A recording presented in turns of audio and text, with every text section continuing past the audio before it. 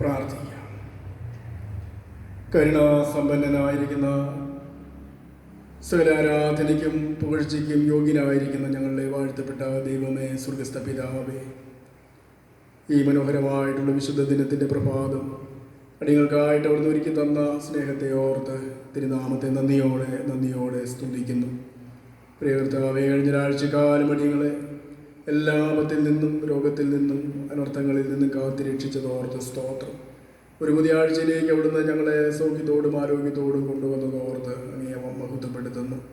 ദൈവമായ കർത്താവേ, ഈ ഭയങ്കരമായിട്ടുള്ള മഹാമാരിയുടെ കാലത്ത് ഇത്രത്തോളം ആരോഗ്യത്തോടും സൗഖ്യത്തോടും അടികളുടെ പ്രിയപ്പെട്ടവരെയും അവിടുന്ന് നിലനിർത്തിയല്ലോ. കർത്താവെ, അവിടുന്ന് നൽകുന്ന സന്തോഷത്തിനായും സമാധാനത്തിനായും ആശ്വാസത്തിനായും സൗഖ്യത്തിനായും ഞങ്ങൾ അവിടുത്തെ നാമത്തെ സ്തുതിക്കട്ടെ. പ്രിയർത്താവെ, അവിടുത്തെ നാമത്തെ ആരാധിപ്പാനായിട്ട് അവിടുത്തെ സന്നിധിയിൽ അടികളായിരിക്കുമ്പോൾ കർത്താവെ, അടികളെ അവിടുന്ന് സഹായിക്കണമേ. ദൈവമേ, പാടുവാനും പ്രാർത്ഥിക്കുവാനും വചനം കേൾക്കുവാനും ആത്മാവിനും സത്യത്തിലും അങ്ങേ ആരാധിപ്പാനും അടികളെ ബലപ്പെടുത്തണമേ. കർത്താവെ, ഞങ്ങളുടെ ആരാധന അവിടുന്ന് അനുഗ്രഹിച്ച് അവിടുത്തെ നാമത്തെ മഹത്വപ്പെടുത്തണമേ എന്ന് പ്രാർത്ഥിക്കുന്നു. കർത്താവെ, ആരാധനയിൽ ആരെല്ലാം എവിടെയെല്ലാം ഇരുന്ന് കർത്താവെ പങ്കെടുക്കുന്നുവോ അവരെല്ലാം നിന്റെ കരങ്ങളാൽ അവരെ ബലപ്പെടുത്തണമേ. സൗഖ്യവും സന്തോഷവും സമാധാനവും നിന്റെ മക്കൾക്ക് പകരണമേ. ദൈവമായ കർത്താവെ, ഞങ്ങളുടെ ആരാധന ഞങ്ങളുടെ ദേശത്തിന്, കർത്താവെ, കുടുംബങ്ങൾക്ക്, ദൈവമേ, ഞങ്ങളുടെ ലോകത്തിന് വിടുതലായി തീരുവാൻ അവിടുന്ന് സഹായിക്കണമെന്ന് പ്രാർത്ഥിക്കുന്നു. കർത്താവെ, അങ്ങേ ആരാധിക്കുമ്പോൾ വിടുതലുണ്ടല്ലോ, സൗഖ്യമുണ്ടല്ലോ, സമാധാനമുണ്ടല്ലോ. ദൈവമായ കർത്താവെ, അവിടുന്ന് തന്നെ സഹായിക്കുകയും തന്നെ ആരാധിക്കുന്ന മക്കളുടെ മേൽ ദൈവമേ നിന്റെ കൃപ ധാരാളമായിട്ട് പകരുകയും ചെയ്യണമേ എന്ന് പ്രാർത്ഥിക്കുന്നു. ഈ ആരാധനയുടെ ആദ്യ അവസാനം അവിടുത്തെ സാന്നിധ്യത്താൽ ഞങ്ങളെ നിറയ്ക്കണമേ. നന്മകളാലും അനുഗ്രഹങ്ങളാലും ഞങ്ങളെ വഴി നടത്തണമേ. മാനവും മഹത്വത്തോടെ എടുക്കണമേ. യേശു മശിഹ മുലമിനയമായി പ്രാർത്ഥിക്കുന്നു. കൃപ തോന്നി കേൾക്കണമേ. ആമേൻ. ദൈവനാമം സ്തുതിക്കും മഹത്വത്തിനുമായി ജ്ഞാനകീർത്തനങ്ങളിൽ 3-ാമത്തെ പാട്ട് നമുക്ക് പാടാം. കീർത്തനം 3.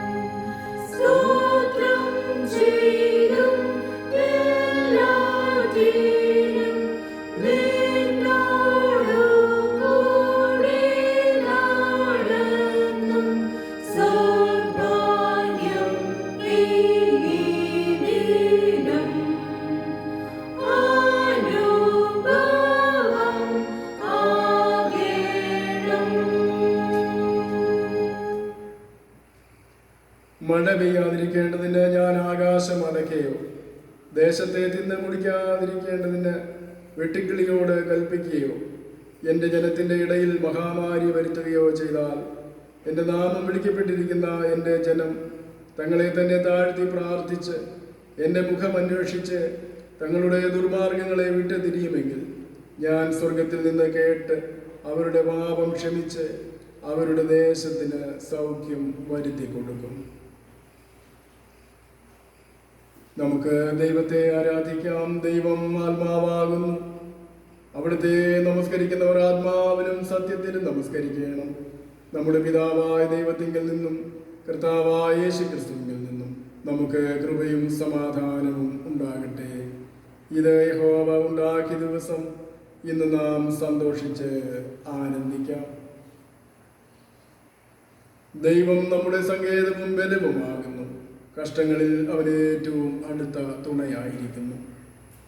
കർത്താവേ, ഞങ്ങളുടെ അധരങ്ങളെ തുറക്കണമേ.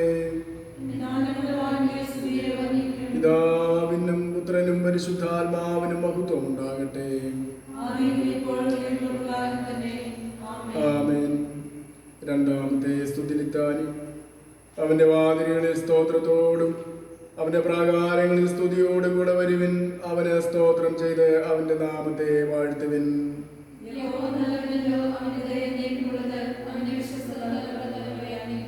വരുവിൻ, നാം അണങ്ങി നമസ്കരിക്കാം. നമ്മെ നിർമ്മിച്ച യഹോവയുടെ മുൻപിൽ മുട്ടുകുത്തുക.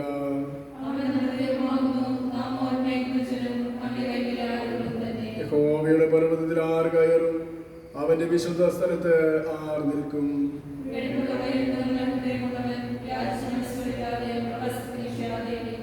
ഞങ്ങളുടെ ദൈവമായ കർത്താവിന്റെ പക്കൽ കരുണയും മോചനവും ഉണ്ട്. ഞങ്ങളോ അവനോട് മത്സരിച്ചു.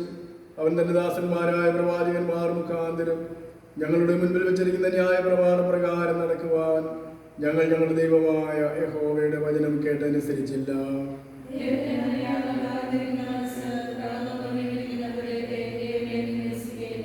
യേശു പറഞ്ഞു, അധ്വാനിക്കുന്നവരും ഭാരം ചുമക്കുന്നവരുമായുള്ളവരെ എല്ലാവരും എൻ്റെ അടുക്കൽ വരുവിൻ, ഞാൻ നിങ്ങളെ ആശ്വസിപ്പിക്കും.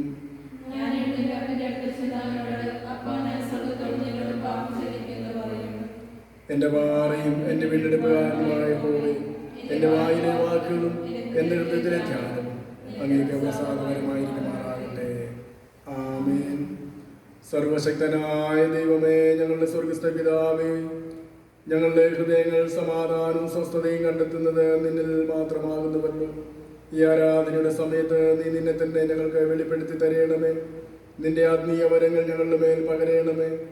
ഈ വിശുദ്ധമായ ശാന്ത സമയം ദൈവീയ കാര്യങ്ങളിൽ ഞങ്ങൾക്ക് പ്രയോജനമായി തീരുവാനും നീ ഞങ്ങൾക്ക് ചെയ്യുവാൻ തന്നിരിക്കുന്ന വേലയെ തികയ്ക്കേണ്ടതിന് ഞങ്ങളെ പുതുക്കി ശക്തീകരിക്കുവാനും ഞങ്ങളുടെ കർത്താവായ യേശുക്രിസ്തു മൂലം കൃപ ചെയ്യണമേ. ആമേൻ. പാപസ്വീകാരം. നമുക്ക് പാപമില്ല എന്ന് നാം പറയുന്നുവെങ്കിൽ നമ്മെ തന്നെ വഞ്ചിക്കുന്നു, സത്യം നമ്മളില്ലാതെയായി. നമ്മുടെ പാപങ്ങളെ ഏറ്റുപറയുന്നുവെങ്കിൽ അവൻ നമ്മോട് പാപങ്ങളെ ക്ഷമിച്ച് സകല നീതിയും പോക്കി നമ്മെ ശുദ്ധീകരിപ്പാൻ തക്കവണ്ണം വിശ്വസ്തനും നീതിമാനും ആകുന്നു. നമുക്കുള്ള മഹാപുരോഹിതൻ നമ്മുടെ ബലഹീനതകളിൽ സഹതാപം കാണിപ്പാൻ കഴിയാത്തവനല്ല. പാപമൊഴിയ സർവ്വത്തിനും നമുക്ക് തുല്യമായി പരീക്ഷിക്കപ്പെട്ടവനത്രേ നമുക്കുള്ളത്. ദൈവരാജ്യം സമീപിച്ചിരിക്കുന്നു. മാനസാന്തരപ്പെട്ട് സുവിശേഷത്തിൽ വിശ്വസിപ്പിൻ. നമുക്ക് ഇരുന്നുകൊണ്ട് നമ്മുടെ പാപങ്ങളെ ദൈവസന്നിധിയിൽ ഏറ്റവും വിനയത്തോടും താഴ്മയോടും അനുതാപത്തോടും നമുക്ക് ഏറ്റുപറയാം. നമ്മുടെ പാപങ്ങൾ ഏറ്റുപറഞ്ഞാൽ അവൻ നമ്മോട് ക്ഷമിച്ച് നമ്മെ ശുദ്ധീകരിപ്പാനായി വിശ്വസ്തനായ ദൈവമാണ്. ലംഘനങ്ങളെ മറച്ചു വയ്ക്കുന്നവന് ശുഭം വരികയില്ല. അവയെ ഏറ്റുപറഞ്ഞുപേക്ഷിക്കുന്നവന് കരുണ ലഭിക്കും. അതുകൊണ്ട് നമ്മുടെ കുറവുകളെ നമുക്ക് ദൈവസന്നിധിയിൽ വിനയത്തോടുകൂടെ ഏറ്റുപറയാം.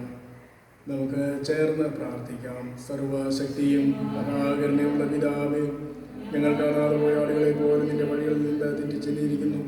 ഞങ്ങളുടെ സ്വന്തം ഹൃദയങ്ങളിലെ വിചാരങ്ങളെയും മോഹങ്ങളെയും ഞങ്ങൾ ഏറ്റവും അനുസരിച്ച് നടന്നിരിക്കുന്നു. ഞങ്ങൾ നിന്റെ വിശുദ്ധ കൽപ്പനകളെ ലംഘിച്ചിരിക്കുന്നു. ഞങ്ങൾ ചെയ്യേണ്ട കാര്യങ്ങളെ ചെയ്യാതെ വിട്ട് ചെയ്താതെ കാര്യങ്ങളെ ചെയ്തിരിക്കുന്നു. ഞങ്ങളിൽ സൗഖ്യവുമില്ല. അഷ്ടന്മാരായ കുറ്റക്കാരായ ഞങ്ങളോട് കരുണയുണ്ടാകുന്നമേ. ദൈവമേ, ഞങ്ങളുടെ പിഴകളെ ക്ഷമിക്കണമേ. കർത്താവായ മൂലം നിയമക്ഷോഭത്താറിന്റെ പ്രകാരം അനുദമിക്കുന്നവരെ വീണ്ടും കൈക്കൊള്ളണമേ. മഹാകരുണയുള്ള പിതാവേ, നിന്റെ പരിശുദ്ധ നാമത്തിന്റെ മഹത്വത്തിനായിട്ട് ഞങ്ങളിനി മേൽ ദൈവഭക്തിയോടും നീതിയോടും സുബോധത്തോടും നടക്കേണ്ടതിന് ക്രിസ്തു നിമിത്തം കൃപ ചെയ്യണമേ. ആമേൻ. എപ്പോഴും കരുണയുണ്ടാകുകയും ക്ഷമിക്കുകയും ചെയ്യുന്ന സ്വഭാവവും രക്ഷണവുമുള്ള ദൈവമേ, ഞങ്ങളുടെ താഴ്മയുള്ള അപേക്ഷകളെ കൈക്കൊള്ളണമേ. ഞങ്ങളുടെ പാപചങ്ങല കൊണ്ട് ബന്ധിക്കപ്പെട്ടവരാകുന്നു എങ്കിലും ഞങ്ങളുടെ മധ്യസ്ഥനും കാര്യസ്ഥനുമായ യേശുക്രിസ്തുവിന്റെ ബഹുമാനത്തിനായിട്ട് നിന്റെ മഹാകരുണയോടുകൂടിയ കനിവ് കൊണ്ട് ഞങ്ങളെ അഴിച്ചുവിടണമേ. ആമേൻ. വചന ശുശ്രൂഷയ്ക്കായിട്ട് നമുക്ക് ഒരുങ്ങാം. കർത്താവിനെ സ്തുതിപ്പിൻ. വരുവേൻ, നാം യഹോവയ്ക്ക് ഉല്ലസിച്ച് ഘോഷിക്കാം. നമ്മുടെ രക്ഷയുടെ പാറയ്ക്ക് ആർപ്പിടുക. യഹോവ മഹാദൈവമല്ലോ, അവൻ സകലദേവന്മാർക്കും മീതെ മഹാരാജാവ് തന്നെ.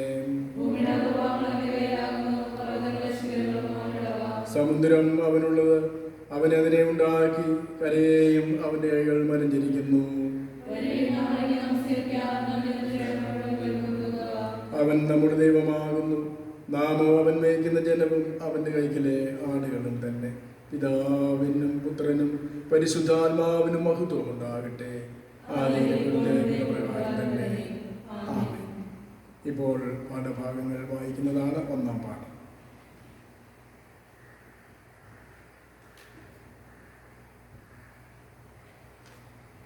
ഇന്നത്തേക്ക് വായിക്കാൻ നിശ്ചയിച്ചിരിക്കുന്ന ഒന്നാം വേദഭാഗം യെഹെസ്കേൽ പ്രവാചകന്റെ പുസ്തകം 33-ാം അധ്യായം 1 മുതൽ 9 വരെയുള്ള വാക്യങ്ങൾ.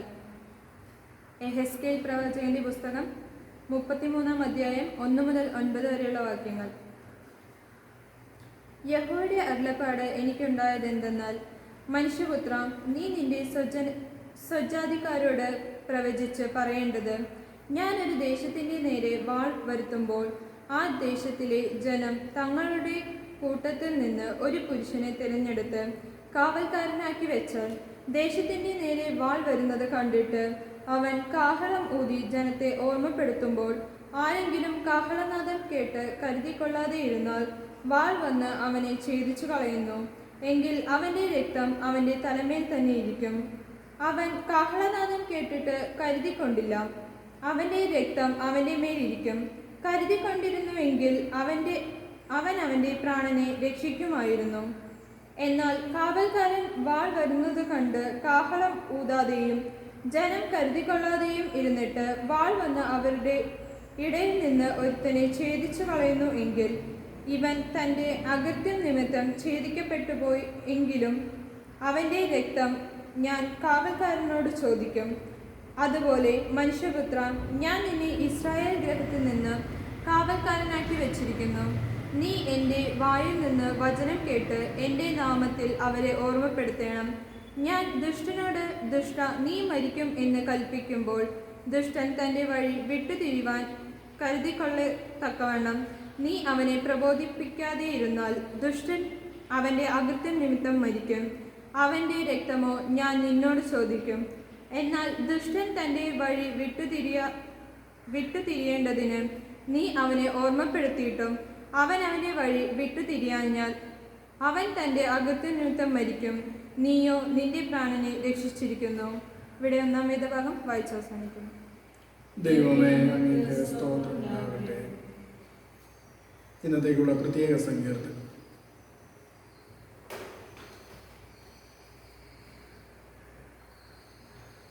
സങ്കീർത്തനം 99.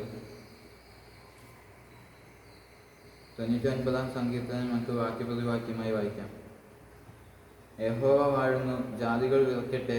അവൻ കെരൂബുകളുടെ മീതെ വസിക്കുന്നു, ഭൂമി കുലുങ്ങട്ടെ.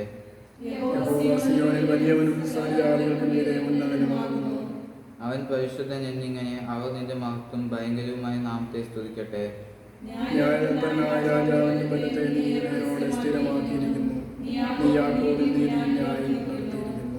നമ്മുടെ ദൈവമായ യഹോവയെ പുകഴ്ത്തുവിൻ, അവന്റെ പാദപീഠത്തിങ്കൽ നമസ്കരിപ്പിൻ. അവൻ പരിശുദ്ധനാകുന്നു. അവന്റെ പുരോഹിതന്മാരും മോശയും അഹരോനും അവന്റെ നാമത്തെ വിളിച്ചപേക്ഷിക്കുന്നവനും ശമൂവേലും ഇവർ യഹോവയോട് അപേക്ഷിച്ചു, അവൻ അവർക്ക് ഉത്തരമരുളി. മേഘസ്തംഭത്തിൽ നിന്ന് അവൻ അവരോട് സംസാരിച്ചു, അവർ അവന്റെ സാക്ഷ്യങ്ങളും അവൻ കൊടുത്ത ചട്ടവും പ്രമാണിച്ചു. ഞങ്ങളുടെ ദൈവമായ യഹോവേ, നീ അവർക്ക് ഉത്തരമരുളി. നീ അവർക്ക് രക്ഷ കാണിക്കുന്ന ദൈവവും അവരുടെ പ്രവൃത്തികൾക്ക് അധികാരങ്ങളും ആയിരുന്നു. ചേർന്ന് വായിക്കാം. നമ്മുടെ ദൈവമായ യഹോവയെ പുകഴ്ത്തുവിൻ. അവന്റെ പരിശുദ്ധ നാമത്തിൽ നമസ്കരിപ്പിൻ. നമ്മുടെ ദൈവമായ യഹോവ പരിശുദ്ധനല്ലോ.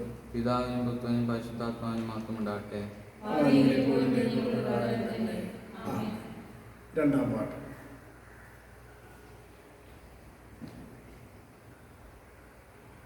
ഇന്നത്തേക്ക് നിശ്ചയിച്ചിരിക്കുന്ന രണ്ടാം വേദഭാഗം അപ്പോസ്തലനായ പൗലോസ് തിമോഥെയോസിന് എഴുതിയ ഒന്നാം ലേഖനം 3-ാം അധ്യായം 1 മുതൽ 13 വരെയുള്ള ദൈവവചനങ്ങളിലേക്ക് എഴുതി. 1 തിമോഥെയോസ് 3:1 മുതൽ 13 വരെ. ഒരുവൻ അധ്യക്ഷസ്ഥാനം കാക്ഷിക്കുന്നുവെങ്കിൽ നല്ല പേര് ആഗ്രഹിക്കുന്നു എന്നുള്ളത് വിശ്വാസയോഗ്യമാകുന്നു. എന്നാൽ അധ്യക്ഷൻ നിരപവാദിനായി ഏകഭാര്യയുടെ ഭർത്താവും നിർമ്മതനും ജിതേന്ദ്രനും സുശീലനും അതീതിപ്രിയനും ഉപദേശിപ്പാൻ സമർത്ഥനുമായിരിക്കണം. മദ്യപ്രിയനും തല്ലുകാരനും അരുത്. ശാന്തനും കലയിക്കാത്തവനും ദ്രവ്യാഗ്രഹമില്ലാത്തവനും സ്വന്തം കുടുംബത്തെ നന്നായി ഭരിക്കുന്നവനും മക്കളെ പൂർണ്ണ ഗൗരവത്തോടെ അനുസരണത്തിൽ പാലിക്കുന്നവനുമായിരിക്കണം. സ്വന്തം കുടുംബത്തെ ഭരിപ്പാൻ അറിയാത്തവൻ ദൈവസഭയെ എങ്ങനെ പരിപാലിക്കും? നിഗളിച്ചിട്ട് പിശാചിന് വന്ന ശിക്ഷാവിധിയിൽ അകപ്പെടാതിരിപ്പാൻ പുതിയ ശിഷ്യനും അരുത്.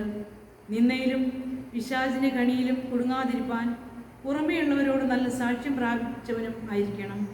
അവണ്ണം ശുശ്രൂഷകന്മാർ ഘനശാലികളായിരിക്കണം. ഇരുവാക്കുകാരും മദ്യപന്മാരും ദുർലോഭമോഹികളും അരുത്. അവർ വിശ്വാസത്തിന്റെ മർമ്മം ശുദ്ധ മനസാക്ഷിയിൽ വെച്ചുകൊള്ളുന്നവർ ആയിരിക്കണം. അവരെ ആദ്യം പരീക്ഷിക്കണം. അനിന്ദരായി കണ്ടാൽ അവർ ശുശ്രൂഷ ഏൽക്കട്ടെ. അവണ്ണം സ്ത്രീകളും ഘനശാലികളായി ഏഷണി പറയാതെ നിർമ്മതമാരും എല്ലാറ്റിലും വിശ്വസ്തരുമായിരിക്കണം. ശുശ്രൂഷകന്മാർ ഏകഭാര്യയുള്ള ഭർത്താക്കന്മാരും മക്കളെയും സ്വന്തം കുടുംബങ്ങളെയും നന്നായി ഭരിക്കുന്നവനുമായിരിക്കണം. നന്നായി ശുശ്രൂഷ ചെയ്തിട്ടുള്ളവർ തങ്ങൾക്ക് നല്ല നിലയും ക്രിസ്തുയേശുവിലുള്ള വിശ്വാസത്തിൽ വളരെ പ്രാഗൽഭ്യവും സമ്പാദിക്കുന്നു. ഇവിടെ ഇന്നത്തേക്ക് നിശ്ചയിച്ചിരുന്ന രണ്ടാം വേദഭാഗം വായിച്ച് അവസാനിച്ചിരിക്കുന്നു. ദൈവമേ, നിനക്ക് സ്തോത്രമുണ്ടാകട്ടെ. നമുക്ക് നിൽക്കവേ സഭയുടെ പാട്ട് പ്രതിവാക്യമായിട്ട് ചൊല്ലാം. ദൈവമേ, നിന്നെ ഞങ്ങൾ സ്തുതിക്കുന്നു. കർത്താവ് നീയാകുന്നു എന്ന് ഞങ്ങൾ അനുസരിച്ചു കൊള്ളുന്നു. സകല ദൈവദൂതന്മാരും പരമണ്ഡലങ്ങളും അവയിലുള്ള സകല അധികാരങ്ങളും നിന്നെ നോക്കി ആർക്കുന്നു. ആകാശവും ഭൂമിയും നിന്റെ പ്രഭാവ മഹത്വം കൊണ്ട് നിറഞ്ഞിരിക്കുന്നു എന്ന് അപ്പോസ്തലന്മാരുടെ പ്രഭാവ സമൂഹം നിന്നെ സ്തുതിക്കുന്നു. രക്തസാക്ഷിക്കാര ശ്രേഷ്ഠ സൈന്യം നിന്നെ സ്തുതിക്കുന്നു.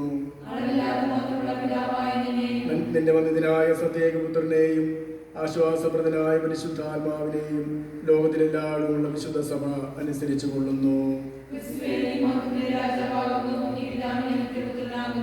മനുഷ്യരെ രക്ഷിപ്പാൻ നീ വരമേറ്റപ്പോൾ കന്യകളുടെ ഗർഭത്തെ വെറുത്തില്ല. നീ ദൈവത്തിന്റെ വലത്ത് ഭാഗത്ത് പിതാവിന്റെ പ്രഭാവത്തോടെ ഇരിക്കുന്നു. ആകയാൽ നിന്റെ വിലയേറിയ രക്തം കൊണ്ട് നീ വീണ്ടെടുത്തവരായി നിന്റെ അടിയാർക്ക് സഹായിക്കണം എന്ന് ഞങ്ങൾ നിന്നോട് അപേക്ഷിക്കുന്നു. കർത്താവേ, നിന്റെ ജനങ്ങളെ രക്ഷിച്ച് നിന്റെ അവകാശത്തെ അനുഗ്രഹിക്കണമേ.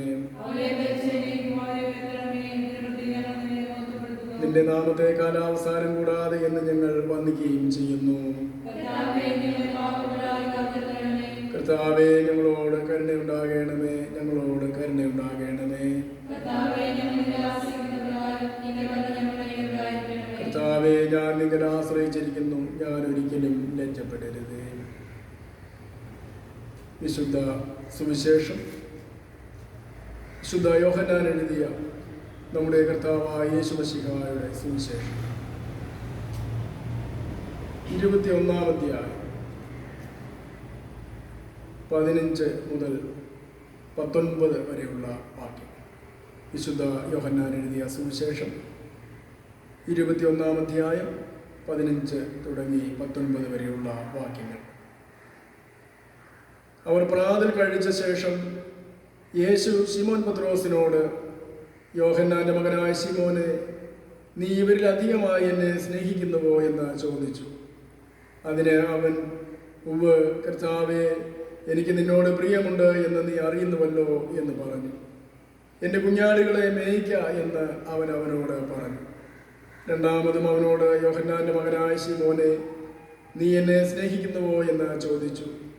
അതിന് അവൻ, ഉവ്വ് കർത്താവേ, എനിക്ക് നിന്നോട് പ്രിയമുണ്ട് എന്ന് നീ അറിയുന്നുവല്ലോ എന്ന് പറഞ്ഞു. എൻ്റെ ആടുകളെ പാലിക്ക എന്ന് അവൻ അവനോട് പറഞ്ഞു. മൂന്നാമതും അവനോട്, യോഹന്നാൻ്റെ മകനായ ശിമോനെ, നിനക്കെന്നോട് പ്രിയമുണ്ടോ എന്ന് ചോദിച്ചു. എന്നോട് പ്രിയമുണ്ടോ എന്ന് മൂന്നാമതും ചോദിക്കയാൽ പത്രോസ് ദുഃഖിച്ചു. കർത്താവേ, നീ സകലവും അറിയുന്നു, എനിക്ക് നിന്നോട് പ്രിയമുണ്ട് എന്നും നീ അറിയുന്നു എന്ന് അവനോട് പറഞ്ഞു. യേശു അവനോട്, എൻ്റെ ആടുകളെ മേയ്ക്ക.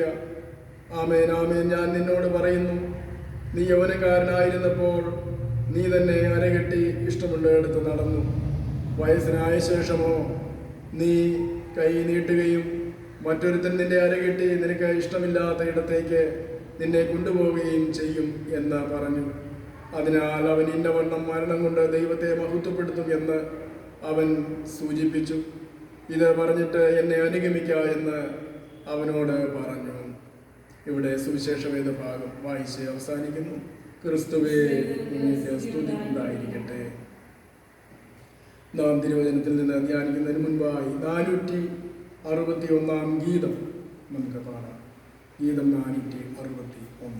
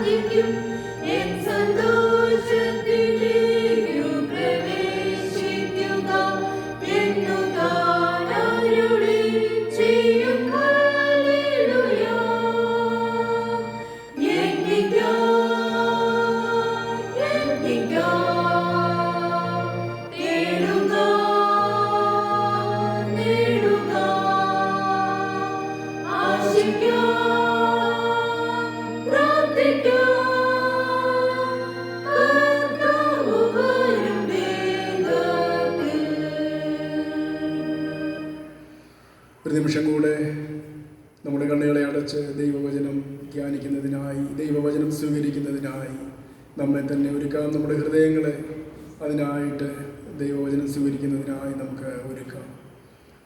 പരിശുദ്ധനായി ഞങ്ങളെ വാഴ്ത്തപ്പെട്ട കർത്താവേ, ഞങ്ങളെ ജീവിപ്പിക്കുന്ന തിരുവചനം അവിടുന്ന് ഞങ്ങൾക്കായി നൽകിയിരിക്കുന്നുവല്ലോ. അവിടുത്തെ പുത്രനിലൂടെ ഞങ്ങളുടെ ജീവിതത്തിന് ആവശ്യമായിരിക്കുന്ന വചനങ്ങളൊക്കെയും അവിടുന്ന് അരുളി ചെയ്തുവല്ലോ. കർത്താവെ, അവിടുത്തെ വചനം കേൾക്കുവാനും അതിനെ സ്വീകരിപ്പാനും അതിനനുസരണമായി ഞങ്ങളുടെ ജീവിതങ്ങളെ ക്രമപ്പെടുത്തുവാനും അവിടെ ഞങ്ങളെ സഹായിക്കേണ്ടത്. കർത്താവെ, കാലാകാലങ്ങളിലായി അവിടുത്തെ തിരുസഭയിൽ വിവിധങ്ങളായിരിക്കുന്ന സ്ഥാനീയരെ കർത്താവെ അവിടുത്തെ മഹത്വത്തിനായും സഭയുടെ കെട്ടുപണിക്കായും അവിടുന്ന് നിയോഗിച്ചിരിക്കുന്നുവല്ലോ. കർത്താവെ, പ്രത്യേകിച്ച് പട്ടത്ത ശുശ്രൂഷയെക്കുറിച്ച് ഞങ്ങൾ ധ്യാനിക്കുമ്പോൾ, ചിന്തിക്കുമ്പോൾ കർത്താവെ, സഭയിൽ ശുശ്രൂഷയ്ക്കായി നിയോഗിക്കപ്പെട്ടിരിക്കുന്ന എല്ലാ പട്ടക്കാരെയും ഓർത്ത് ഞങ്ങൾ അവിടുത്തെ പരിശുദ്ധ നാമത്തെ വാഴ്ത്തുന്നു. കർത്താവെ, തങ്ങളിൽ നിക്ഷിപ്തമായിരിക്കുന്ന ചുമതലകളെ തിരിച്ചറിഞ്ഞ് കാലോചിതമായതിനെ നിറവേറ്റുവാൻ ആവശ്യമായ സ്വർഗീയ ജ്ഞാനം, കൃപ അവിടുന്ന് നൽകണമേ എന്ന് ഞങ്ങൾ ഏറ്റവും വിനീതമായി പ്രാർത്ഥിക്കുന്നു. ഞങ്ങൾ പാടിയതുപോലെ വേലയ്ക്ക് കർത്താവെ ഒരുങ്ങുവാനും കഷ്ടനഷ്ടങ്ങളും പരിഹാസങ്ങളും നിന്ദകളും സഹിച്ചും പീഡനങ്ങൾ സഹിച്ചും കർത്താവെ നിന്റെ തിരിഹിതം നിവർത്തിപ്പാനും അവിടുന്ന് തൻ്റെ ജനത്തെ ഈ നാളുകളിൽ സജ്ജരാക്കുന്നത് ഓർത്ത് സ്തോത്രം. അവിടുത്തെ വചനത്തിൻ്റെ കീഴടികൾ അല്പസമയം ഇരിക്കട്ടെ. അവിടെ ഞങ്ങളോട് ഇടപെടണമേ, സംസാരിക്കണമേ, മാനവും മഹത്വം അവിടുന്ന് സ്വീകരിക്കണമേ. യേശു മശിഹ മൂലം പ്രാർത്ഥിക്കുന്നു, ദയതോന്നി കേൾക്കണമേ.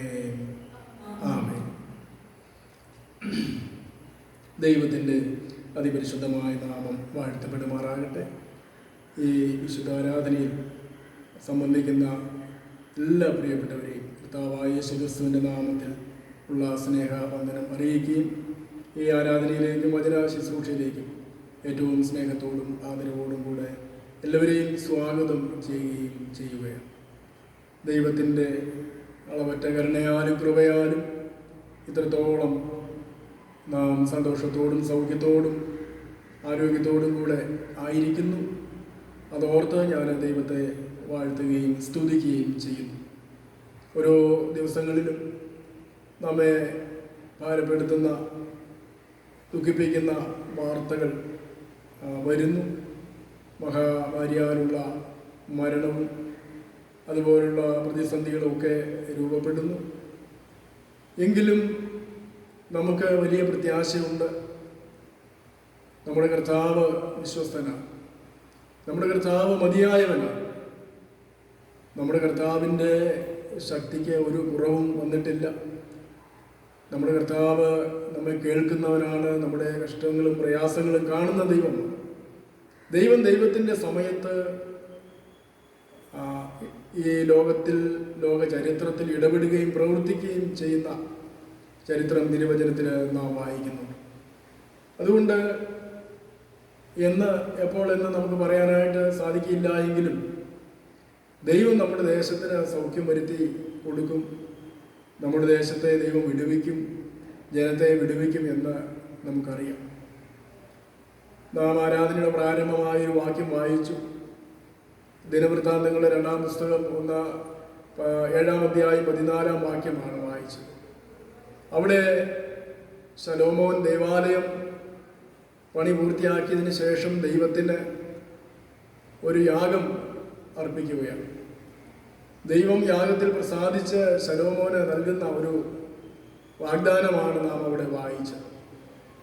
ഈ സ്ഥലത്ത് മഴ പെയ്യാതിരിക്കുകയോ വെട്ടുക്കിളി വന്ന് കൃഷികളൊക്കെ നശിപ്പിക്കുകയോ ദേശം മുടിക്കുകയോ ചെയ്താൽ എൻ്റെ ജനം തങ്ങളെ തന്നെ താഴ്ത്തി പ്രാർത്ഥിച്ച് എൻ്റെ മുഖം അന്വേഷിച്ച് തങ്ങളുടെ ദുർമാർഗങ്ങളെ വിട്ട് തിരിയുമെങ്കിൽ ഞാൻ സ്വർഗത്തിൽ നിന്ന് കേട്ട് അവരുടെ പാപങ്ങളെ ക്ഷമിച്ച് ദേശത്തിന് സൗഖ്യം വരുത്തി കൊടുക്കാം എന്നാണ് ആ വാഗ്ദത്തം. അതുകൊണ്ട് ദൈവം തൻ്റെ വാഗ്ദത്തത്തിൽ വിശ്വസ്തനാണ്. തൻ്റെ ജനത്തെ വിടുവിക്കുകയും തൻ്റെ ജനത്തിന് ആവശ്യമായ സൗഖ്യം നൽകുകയും ചെയ്യുന്ന ദൈവമാണ് നമ്മുടെ ദൈവം. അതുകൊണ്ട് നമ്മുടെ പ്രത്യാശ കൈവിടാതെ, നമ്മുടെ പ്രതീക്ഷകൾ കൈവിടാതെ ദൈവസന്നിധിയിൽ നമുക്ക് പ്രാർത്ഥിക്കുവാനും കാത്തിരിക്കുവാനും നമുക്ക് ഈ നാളുകളിൽ സാധിക്കണം. പലപ്പോഴും കുറേ നാളുകൾ കഴിയുമ്പോൾ നമ്മുടെ ആ പ്രതീക്ഷകളൊക്കെ കുറഞ്ഞ് ദൈവാശ്രയമൊക്കെ കുറഞ്ഞ് ആരാധനാ ജീവിതത്തിലൊക്കെ മാന്യം സംഭവിച്ചു പോകുന്ന അനുഭവത്തിൽ അത് ഒരിക്കലും പാടില്ല. ഒരുപക്ഷെ അപ്രകാരമുള്ളൊരു പരീക്ഷണമാണോ നാം നേരിടുന്നത് എന്ന് നാം ഓർക്കണം. ദേവാലയത്തിൽ പോകാൻ കഴിഞ്ഞില്ലെങ്കിൽ, അല്ലെങ്കിൽ സാഹചര്യങ്ങളൊക്കെ പ്രതികൂലമാകുമ്പോൾ നമ്മുടെ വിശ്വാസ ജീവിതം, നമ്മുടെ പ്രാർത്ഥനാ ജീവിതം, നമ്മുടെ ആരാധനാ ജീവിതമൊക്കെ എത്രത്തോളം ശുഷ്കാന്തിയോടെ നമുക്ക് കൊണ്ടുപോകാൻ കഴിയുന്നു എന്നുള്ളത് നാം നമ്മെ തന്നെ ഒരു പരിശോധിക്കേണ്ട ഒരു കാലയളവ് കൂടിയാണ്. പലപ്പോഴും ഞാൻ ശ്രദ്ധിക്കുന്ന ഒരു കാര്യം, നമ്മുടെ ഓൺലൈൻ ആരാധന ആരംഭിച്ചപ്പോൾ അത് കാണുന്ന ധാരാളം ആളുകളുണ്ടായിരുന്നു, വളരെയധികം ആളുകൾ. എന്നാൽ പിന്നീട് അതിൻ്റെ സംഖ്യ കുറഞ്ഞ് വരുന്നതാണ് കാണുവാനായിട്ട് കഴിഞ്ഞത്. വളരെ കുറഞ്ഞു വരുന്നതായിട്ട് കാണാൻ സാധിച്ചു. ചില ആളുകളൊന്നും അത് ശ്രദ്ധിക്കുന്നേയില്ല എന്ന് മനസ്സിലാക്കുവാനായിട്ട് സാധിച്ചു. ഞാൻ ആരെയും കുറ്റപ്പെടുത്തുവാനായിട്ട് പറഞ്ഞതല്ല. പക്ഷെ അത് ഒരു മെസ്സേജാണ്, ഒരു സന്ദേശമാണ്, അതൊരു യാഥാർത്ഥ്യമാണ്. നമ്മുടെ ആരാധനാ ജീവിതത്തിൽ വന്നു പോകുന്ന ഒരു വീഴ്ചയായിട്ട് അത് കാണുവാനായിട്ട് നമുക്ക് സാധിക്കും. നമ്മുടെ പ്രാർത്ഥനാ ജീവിതത്തിൽ എത്രത്തോളം നമുക്ക് ഉത്സാഹത്തോടെ നിൽക്കാനായിട്ട് സാധിക്കുന്നുണ്ട്. നമുക്ക് അറിയാം, മാർച്ച് മാസം മുതൽ ആരംഭിച്ച ഈ ഒരു വലിയ പ്രതിസന്ധിയുടെ മധ്യത്തിൽ ആദിമ സമയത്ത് ഉണ്ടായിരുന്ന നമ്മുടെ പ്രാർത്ഥന, നമ്മുടെ വചനപഠനം, അതൊക്കെ ആ നിലയിൽ തന്നെ അല്ലെങ്കിൽ അതിനേക്കാൾ കൂടുതലായിട്ട് വർദ്ധിച്ച് വന്നിട്ടുണ്ടോ എന്നുള്ളത് നാം പരിശോധിക്കുവാനും കൂടെ സമയം നാം ഉപയോഗിക്കേണ്ടത് വളരെ ആവശ്യമാണ്. അങ്ങനെയെങ്കിൽ നാം യഥാസ്ഥാനപ്പെടണം, മടുത്തു പോകാതെ പ്രാർത്ഥിക്കണമെന്ന് കർത്താവാണ് പഠിപ്പിച്ചത്. ലൂക്കോസ് സുവിശേഷം 18-ാം അധ്യായം വായിക്കുമ്പോൾ മടുത്തു പോകാതെ എപ്പോഴും പ്രാർത്ഥിക്കണം എന്നുള്ളതിന് അവനൊരു ഉപമ പഠിപ്പിക്കുക. ഒരു സ്ത്രീയെക്കുറിച്ച്, ആ ഒരു അനീതി നിറഞ്ഞ ന്യായാധിപൻ അവിടെ ഉണ്ടായിരുന്നു. അവനെ ഈ സ്ത്രീ പതിവായിട്ട് അസഹ്യപ്പെടുത്തി, എനിക്ക് നീതി ലഭിക്കണം, എൻ്റെ കാര്യം സാധിപ്പിക്കണം എന്ന് പറഞ്ഞുകൊണ്ടിരുന്നു. അവന് കുറെ കാലം മനസ്സിലായിരുന്നു എന്ന് നാം വായിക്കുന്നത്. യേശു പറഞ്ഞു പുറമെ എങ്കിലും സ്ത്രീ തന്നെ അസഹ്യപ്പെടുത്തുന്നത് മൂലം അവൻ അവളുടെ കാര്യം പ്രതിക്രിയ നടത്തി കൊടുത്ത് ആ സ്ത്രീയെ രക്ഷിക്കുന്നതാണ്.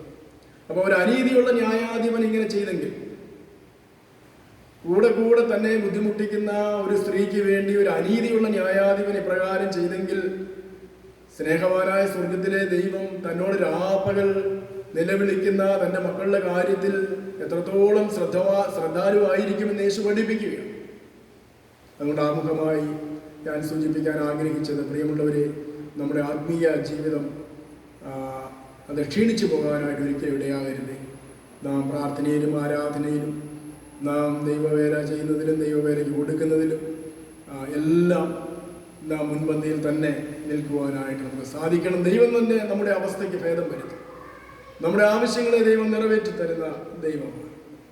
അതുകൊണ്ട് അതിനായി ഞാൻ നിങ്ങളെ ആഹ്വാനം ചെയ്യുകയാണ്. ഇന്ന് നമ്മുടെ സഭയായി ചിന്തിക്കുവാൻ നൽകിയിരിക്കുന്ന വിഷയം ഓർഡൈൻഡ് മിനിസ്ട്രി എന്നുള്ളതാണ്. പാട്ടത്ത ശുശ്രൂഷ, രൂപാന്തരപ്പെടുത്തുവാനായി രൂപാന്തരപ്പെട്ടവർ എന്നുള്ളത് ഓർഡൈൻഡ് മിനിസ്ട്രി.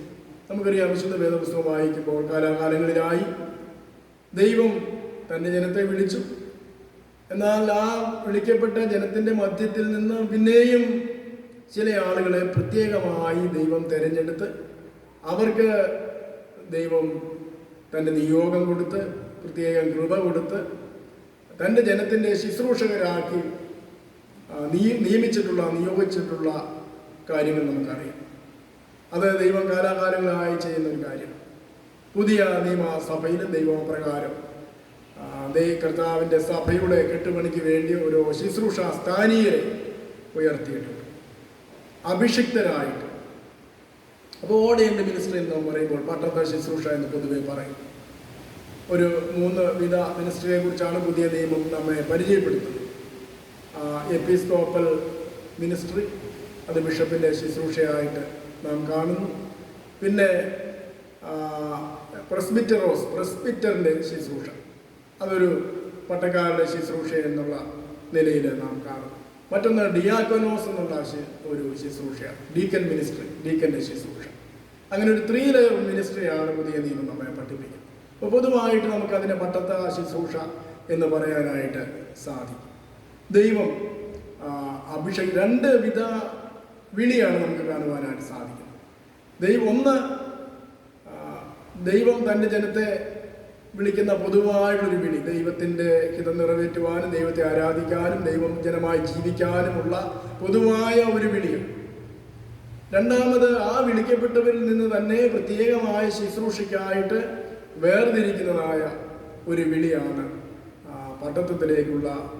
പട്ടത്ത ശുശ്രൂഷയിലേക്കുള്ള ആ വിളി എന്ന് നാം ഇവിടെ ഓർക്കുക.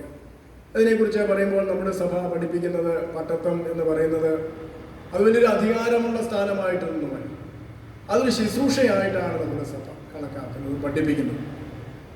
മാത്രവുമല്ല, ദൈവജനത്തിൻ്റെ പ്രാർത്ഥനയ്ക്കുള്ള ദൈവത്തിൻ്റെ മറുപടി എന്നാണ് ഈ ഓർഡൈൻഡ് മിനിസ്ട്രി അല്ലെങ്കിൽ പട്ടത്വത്തിന് പറയുന്ന ഒരു നിർവചനം എന്ന് പറയുന്നത്.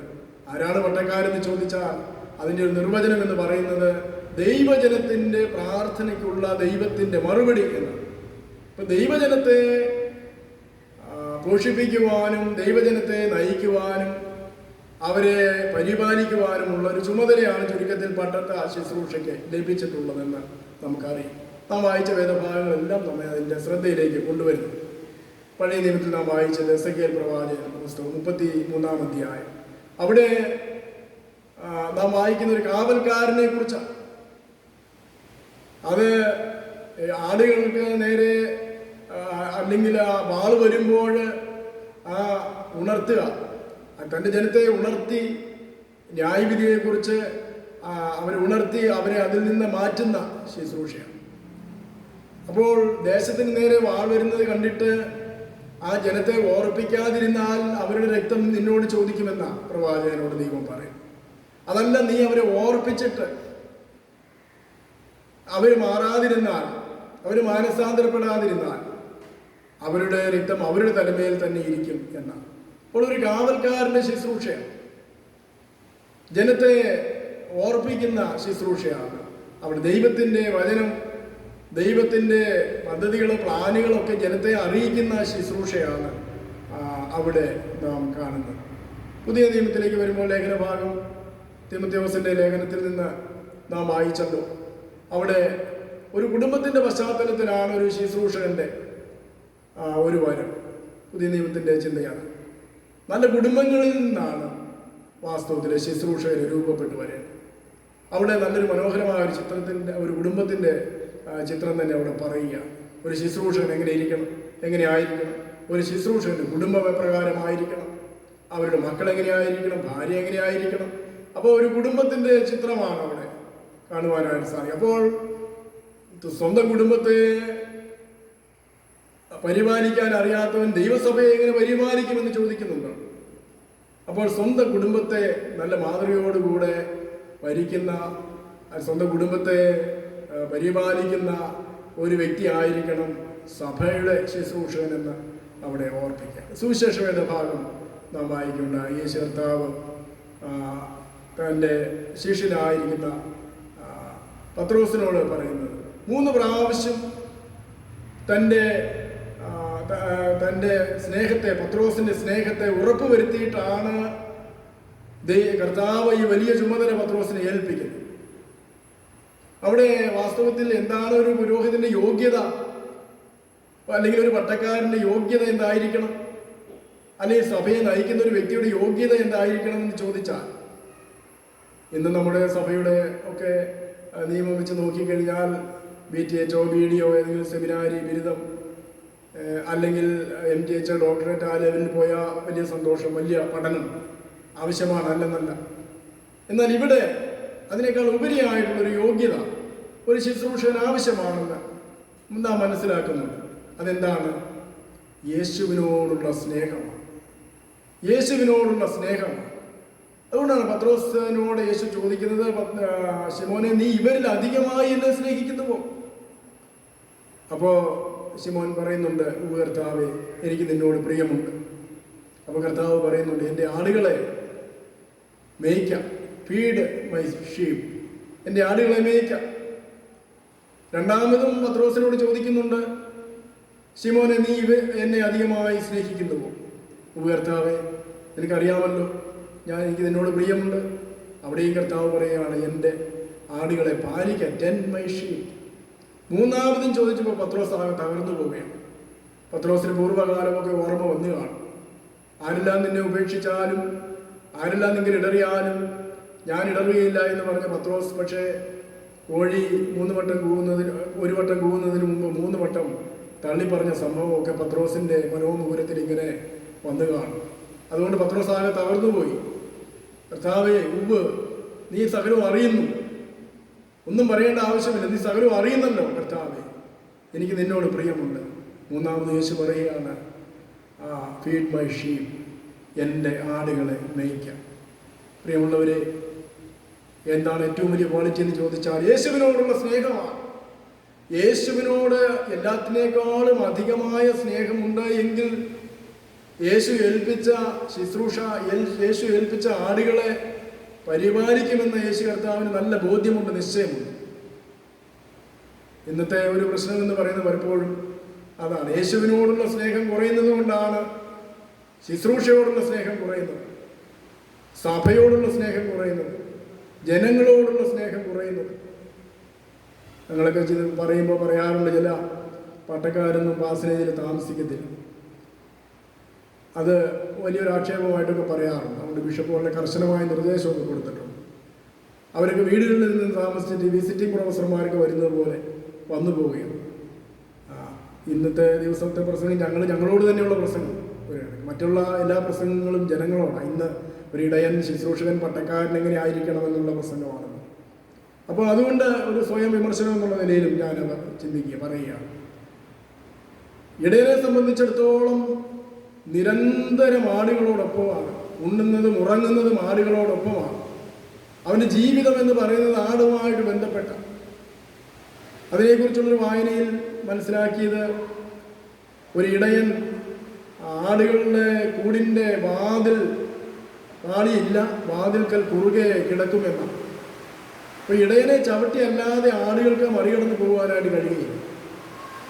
അല്ലാതെ എവിടെയെങ്കിലും ഇരുന്നു കൊണ്ട് റിമോട്ട് ഭരണമല്ല ഒരു ഇടയൻ നടത്തേണ്ടത് എന്നുള്ളത് നാം മനസ്സിലാക്കുക. അതുകൊണ്ട് ഒരു ഇടയനെ സംബന്ധിച്ചിടത്തോളം വളരെ ശ്രമകരമായിട്ടുള്ള ഒരു ശുശ്രൂഷയാണ് ഈ അജപരിപാലനം അല്ലെ ശുശ്രൂഷ എന്ന് പറയുന്നത്.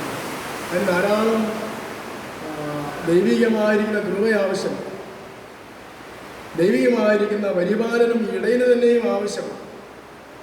ഒരു വായനയിൽ ഈസ്റ്റ് കേരള മഹായിടവകയിലെ പ്രഗത്ഭ പട്ടക്കാരനായിരുന്ന റവറൻഡ് PD ജോൺ അച്ഛൻ എഴുതിയ ഇടയ ശുശ്രൂഷ വഴിയും വാതിലും എന്നുള്ളൊരു പുസ്തകം ഉണ്ട്. ആ പുസ്തകത്തിൽ അച്ഛൻ ഒരു ഇടയന് വേണ്ട 20 കൂട്ടം കാര്യങ്ങൾ അതിൽ എഴുതിയിട്ടുണ്ട്. അച്ഛന് മറ്റൊരു സ്ഥലത്തു നിന്നും ലഭിച്ചതാണ്, എഴുത്തിൽ നിന്ന് ലഭിച്ചതാണ്. അതിനെക്കുറിച്ച് അത് പറയുന്നത് ഇങ്ങനെയാണ്: the strength of an ox, കാളക്കൂറ്റിൻ്റെ കരുത്തുള്ളവരായിരിക്കണം. അതുപോലെ തന്നെ ബുൾപട്ടിയെ പോലെ ചാടി വീഴുന്നവരാവണം, സിംഹത്തെ പോലെ സാഹസികതയുള്ളവരാവണം, അതുപോലെ ഒരു പ്രാവിനെ പോലെ നിർദോഷിയായിരിക്കണം, മൂങ്ങയെ പോലെ പരിജ്ഞാനമുള്ളവനാകണം. നീർനായെ പോലെ നിരന്തര പരിശ്രമമുള്ളവനായിരിക്കണം. അതുപോലെ ആടിനെ പോലെ സൗമ്യനായിരിക്കണം. ഓന്തിനെ പോലെ മാറാനുള്ള കഴിവ്, ഒന്നിൽ നിന്ന് ഒന്നിലേക്ക് മാറാനുള്ള കഴിവ് വേണം. കഴുകനെ പോലുള്ള ദൂരക്കാഴ്ച വേണം. അതുപോലെ കാണ്ടാമൃഗത്തെ പോലെ ഒളിച്ചിരിക്കുവാനുള്ള കഴിവ്, ജിറാഫിനെ പോലുള്ള സമഗ്ര വീക്ഷണത്തിനുള്ള കഴിവ്, ഒരു മാലാഖിയുടെ കെട്ടും മട്ടും, അതുപോലെ ഒട്ടകത്തിൻ്റെ സഹനശക്തി ഉള്ളവരായിരിക്കണം. കങ്കാരുവിൻ്റെ പോലെ പാഞ്ഞു കയറാനുള്ള കഴിവുള്ളവനാവണം. ഒരു കുതിരയുടെ വയറ് ഉള്ളവനാവണം. അപ്പോസ്തലനെ പോലെ ലോയലായിരിക്കണം, സ്വാമി ഭക്തി ഉള്ളവരായിരിക്കണം. പ്രവാചകനെ പോലെ വിശ്വസ്തനായിരിക്കണം. ഒരു ഇടയൻ്റെ ആർദ്രത വേണം. സുവിശേഷത്തെക്കുറിച്ചുള്ള എരിവ് ഉള്ളയാളായിരിക്കണം. ഏറ്റവും ഒടുവിലായി പറയുന്ന ഒരു അമ്മയുടെ അർപ്പണ ബോധം, the devotion of A mother. ഒരമ്മയുടെ അർപ്പണ ബോധം വേണം. എന്നിട്ട് ഇത്രയും എഴുതിയിട്ട് അതിൻ്റെ അടിയിൽ അച്ഛൻ എഴുതിയിരിക്കുകയാണ്, ഇതെല്ലാം ഉണ്ടെങ്കിലും ഇയാൾ എല്ലാവർക്കും പ്രിയങ്കരനായിരിക്കണം എന്നില്ല എന്നാണ്. ഇതെല്ലാം ഉണ്ടെങ്കിലും എല്ലാവർക്കും പ്രിയങ്കരനായിരിക്കണം എന്നില്ല എന്ന് അച്ഛൻ എഴുതിയിരിക്കുകയാണ്. വളരെ മനോഹരമായ ഒരു പുസ്തകം. അപ്പോൾ ഇടയ ശുശ്രൂഷ എന്ന് പറയുന്നത് വളരെ ശ്രമകരമായ ശുശ്രൂഷയാണ്. ദൈവകൃപയില്ലാതെ അതിൽ ശുശ്രൂഷ ചെയ്യാൻ സാധിക്കത്തില്ല. അതുപോലെ തന്നെ ആടുകളുടെ സഹകരണവും കൂടെ ഇല്ലാതെ ഇടയൻ്റെ ശുശ്രൂഷ ഒരിക്കലും പൂർത്തിയാകത്തില്ല, അനുഗ്രഹമാകത്തില്ല. ഒരു വാട്സാപ്പിൽ ഒരു വീഡിയോ വന്നത് ഓർക്കുകയാണ് ചില നാളുകൾക്ക് മുമ്പ്. ഒരു ഇടയൻ കുറേ ആടുകളുമായിട്ട് ഇങ്ങനെ പോവുകയാണ്. അന്നേരം അതിൻ്റെ ഒരുപക്ഷെ നിങ്ങൾ ആരെങ്കിലും കണ്ടു കാണും. അതിൻ്റെ മധ്യത്തിൽ ഒരാൾ ഓടിച്ചെന്ന് ഇടയനെ ഒറ്റ ഇടിയിടിക്കുക. അപ്പോൾ ഇടയൻ തലയും കുത്തി താഴെ വീണു. അദ്ദേഹം എഴുന്നേറ്റിരിക്കാനൊക്കെ ശ്രമിക്കുന്നുണ്ട്. എന്നാൽ എഴുന്നേറ്റ് നിൽക്കുന്നതിന് മുമ്പ് തന്നെ അടുത്ത ഇടിയും കൂടെ ആടി ഇടിച്ച് മറിച്ച് താഴെ ഇട്ടിട്ട് പോകുന്ന കാഴ്ച. അപ്പോൾ ഒരു ഇടയൻ്റെ ശുശ്രൂഷ എത്രത്തോളം ശ്രമകരമാണ്, റിസ്കിയാണ്. അത് നിറവേറ്റുവാൻ ദൈവത്തിൻ്റെ വലിയ കരുണയും കൃപയും വളരെ ആവശ്യമാണ്. അതുകൊണ്ട് യേശുവിനോടുള്ള സ്നേഹമാണ് ഒരു ഇടയൻ്റെ ശുശ്രൂഷയുടെ മുഖ്യമായ അംശം എന്നുള്ളത് എപ്പോഴും ഓർക്കണം. ഒരു പ്രാർത്ഥന ഒരു പുസ്തകത്തിൽ വായിക്കുവാനിടയായി. പട്ടക്കാരെക്കുറിച്ചുള്ളൊരു പ്രാർത്ഥനയാണ്. ആ പട്ടക്കാർക്ക് വേണ്ടിയുള്ളൊരു പ്രാർത്ഥനയാണ്, ജനങ്ങൾ പ്രാർത്ഥിക്കുന്ന പ്രാർത്ഥന. അതിങ്ങനെയാണ്: കൃപയും സ്നേഹവുമുള്ള ദൈവമേ, ഞങ്ങൾക്ക് പുരോഹിതന്മാരെ ദാനം ചെയ്തതിനായി നന്ദി പറയും. അവർ ചെയ്യുന്ന കർമ്മങ്ങളിലൂടെ ഞങ്ങൾ അങ്ങയുടെ സാന്നിധ്യം അനുഭവിക്കുന്നു.